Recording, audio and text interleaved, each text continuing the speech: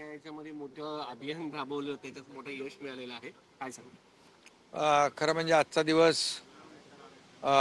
NDAच्या दृष्टीने अतिशय महत्त्वाचा आणि आनंदाचा दिवस आहे।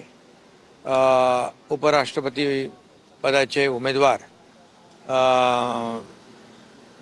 आणि महाराष्ट्राचे राज्यपाल महामहिम CP राधाकृष्णनजी यांचा प्रचंड बहुमताने विजय झाला आणि आज त्यांचा अतिशय दिमागदार असा शपथविधी झाला। हे आणि या शपथविधीला मला उपस्थित राहता आलं। मी उपराष्ट्रपती आदरणीय CP राधाकृष्णनजी यांचं मनापासून अभिनंदन करतो, त्यांना खूप खूप शुभेच्छा देतो। अतिशय एवढ्या मोठ्या पदावर जाऊन देखील अतिशय साधी राहणी आणि मनमिळावू स्वभाव आणि उच्च विचारसरणी असं बहुआयामी नेतृत्व म्हणून उपराष्ट्रपती पदावर CP राधाकृष्णनजी विराजमान झालेले आहेत।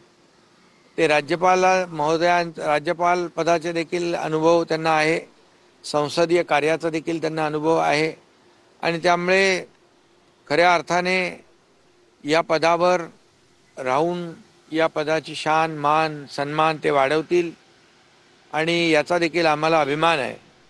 आणि खऱ्या अर्थाने देशाच्या विकासामध्ये, देशाच्या प्रगतीमध्ये त्यांच्या गेल्या अनेक वर्षाच्या प्रदीर्घ अशा कारकिर्दीचा फायदा होईल आणि म्हणून मी त्यांना पुन्हा एकदा मनापासून शुभेच्छा देतो।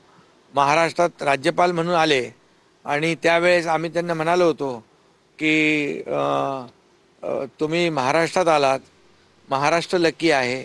आता महाराष्ट्रातून तुम्ही उपराष्ट्रपती झालात, त्यामुळे महाराष्ट्र लकी आहे आणि महाराष्ट्राचा राज्यपाल म्हणून उपराष्ट्रपती पदाची शपथ घेताय म्हणून तुम्ही लकी आहात। सगळे उपस्थित होते, मात्र अजित पवार हे अनुपस्थित राहिले। NDA घटक पक्षांना निमंत्रण देण्यात आलं, तरी का अजित पवार? अजितदादांच्या वतीने आपले प्रफुल्ल पटेल खासदार होते, तेही मला भेटले, त्यामुळे NDAचे सर्व लोक या ठिकाणी उपस्थित होते। NDA मध्ये करमत नाही का साहेब? ते फारसे अरे बाबा, कार्यक्रमाला त्यांचा काहीतरी रायगडमध्ये पूर्वनियोजित कार्यक्रम असल्यामुळे त्यांचा प्रतिनिधी या ठिकाणी होता। जगदीप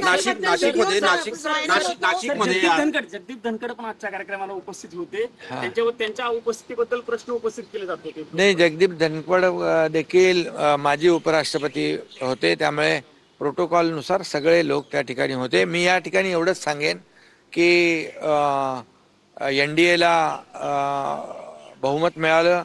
इंडिया अलायन्स जे आहे त्यांना 300 मतं आणि CP राधाकृष्णनजी NDAच्या उमेदवारांना 452 मतं, 52 म्हणजे 152 मतांचा दणदणीत विजय या ठिकाणी झालेला आहे। त्यामुळे